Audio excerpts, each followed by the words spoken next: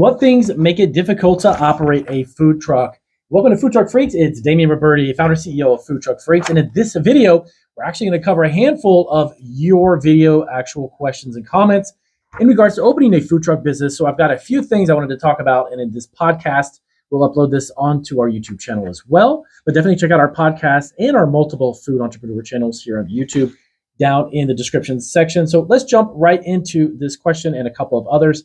So there's a few things that really do make it a bit of a challenge and difficulty when you first start, of course, a food truck business. It is always best to have some type of experience, of course, and always have a little bit of funding or quite a bit of funding in order to get up and running. But food trucks are a bit different in regards to what it costs to get up and running, and a few of the hoops, if you will, that you need to jump through in order to do that. So I'm going to go over 5 specific things here on this podcast that will make it a little bit understandable as far as what are some of the difficulties you may face.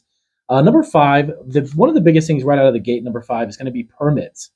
Understanding the permit process and the licensing process. There is no paintbrush that kind of paints across every single city and county across the United States. It's all the same. It's just you get this and this and this. Permits and licenses vary by city and county, and even some of the state requirements too will vary, which makes it difficult to kind of understand which one do you necessarily need, when do you need to get it, what kind of inspections do you have to have. So understanding your city or the county that you live in's permits and what's needed to get going can be a bit tricky, and of course making it a little bit more difficult for you to actually get yourself up and running. So find out specifically from the city, what do they require as far as the permitting. There is a lot of variety of permits, such as fire inspections, health department, resale license, sales permits, sales tax permit. It goes on and on, but they don't exactly align every single city and county. Make sure you find out specifically what the permitting is, because understanding the permitting is one of the difficult operations parts to operate a food truck, especially when you're just getting started if you're not very sure. Number 4 comes in as the upfront investment. This is probably one of the most expensive aspects of in the first phases of any business. I've been in my own food business now for over 14 years.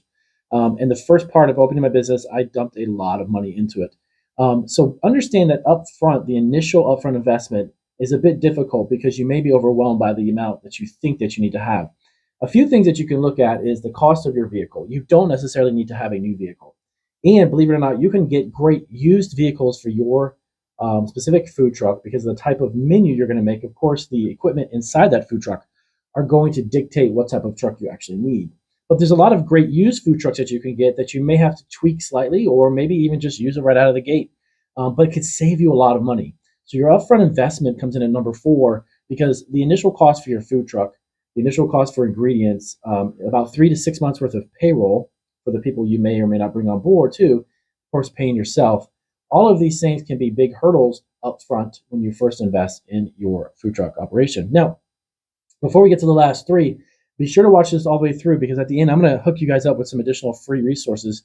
I got 2 more videos that you definitely want to take a look at after this one, and we'll pop them up here onto our YouTube channel, of course, and our podcast. We'll send some links on our podcast for you guys to check them out. Number 3, finding the reliable help.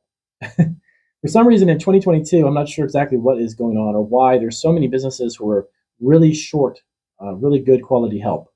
Finding reliable help for your food truck business can be a huge benefit, of course, because that can help elevate and increase your sales overall. Plus the fact of, if you find a good team of workers, they stick with you, you can grow your food truck business in a lot of different directions. The thing of it is that's the biggest challenge is finding reliable help.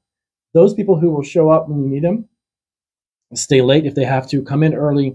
This is one of the most difficult aspects to operate a food truck. When you start talking about what things make it difficult to get up and running with a food truck, the reliable help is one thing. Now, if you've got a family member, if you got a friend or a brother and you want to go into it and you both are passionate about it, that is a huge asset. Take as much of that quality help that you can get at the time you can get it. But finding that reliable help consistently, that's going to be one of the most challenging, difficult things. In the food industry as a whole, when it comes to restaurants, cafes, coffee shops, any of those things that serve food service, it's really challenging to really find good help. And when you do, you need to really respect that and treat them really well, and make sure that they are aware that that is one of the things that really impresses you about what they do, is that they show up early, maybe they stay late, whatever that may be. Make sure you incentivize that. Make sure you give them the pats on the back. Make sure you you show that gratitude because it's going to help keep them with you in times when you truly need them. So number three was actually finding reliable help. So number two, what's really interesting is the business licensing. Now, I touched a little bit earlier about permits. This specifically is something that a lot of food truck operators who just start don't realize, and it can be a bit of a challenge, is to understand the business licensing side of the food truck industry. Because many cities, when you cross over a line into another city or you go into another county, and in some cases, even another state, you have to have a business license to operate that mobile food business in that city or county. And a lot of times food truck operators don't realize that, hey, if I'm in, Fort Lauderdale and I cross over into Miami, most of the time you're going to actually need to have a business license there. So this is something that is a bit of a difficulty too when you first start to operate in understanding, because a lot of times food truck vendors who are new to the industry, they'll go to those different cities or counties, operate their business there, and they could get fined. You can lose your license, potentially even your truck. You can get just the fines in general will cost a fortune, but you can get a few $100 to a couple $1,000 fine. But you don't want to do that. So find out if you're going to another city or county. One of the challenges of getting a food truck up and running is just that. Understand whether or not you have to have a business license. I'm not talking about permits for parking. I'm not talking about permits or licenses for health inspections. Business license, because technically you're operating a business in a different county. Even though it's mobile, like I said, you can be going to another state. If you're from Florida and you're going to Texas for a big food truck rally, find out if you're going to need to have a business license there. Last but not least, the most critical and crucial from our list, for what we thought, and when we put together this list of what things make it difficult to operate a food truck, number one is going to be your ingredient sourcing. If you have a menu that has a specific set of ingredients, be sure that you've got not one and not even two. In some cases, in our business here, we have up to 3 vendors for specific ingredients. Okay. If you're sourcing ingredients locally, fantastic. But in some cases, in some days, I'm going to tell you right now, it's going to happen because restaurants face this, food service faces this all the time. Having a reliable source of ingredients.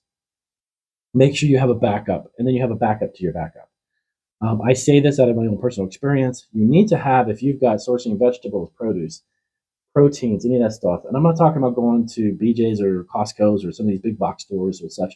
Make sure that if you're getting your supplies locally from maybe a local farmer or local grower, or even someone who has their own meat packing company, whatever it may be, make sure you have a backup to your backup. Because that's one of the difficulties to operating a food truck when you first start, is you rely on one single source for your ingredients. And that is something that you can really get yourself caught in a mess. If you have an event and you sell through your product and the next day you go back and they're out of half of the ingredients you need, you're going to be in a problem, in a quandary. Make sure that you have someone to back up those specific ingredients. You always have it available. That's one of the biggest difficulties when you operate a food truck. So check out these. Pop up here. There we go. We got a couple videos here. Check out these videos here. They're going to give you some additional resources and direction when you're starting your food truck business. And if you have questions about starting, let us know. We do podcasts, we do videos. We have a ton of resources available for food truck entrepreneurs. And of course, this is a brand new channel. We do have multiple food entrepreneur channels, as I mentioned before. And of course, Marketing Food Online is our big channel with about 100,000 subscribers. So check out those channels, and I'll see you guys in the next video.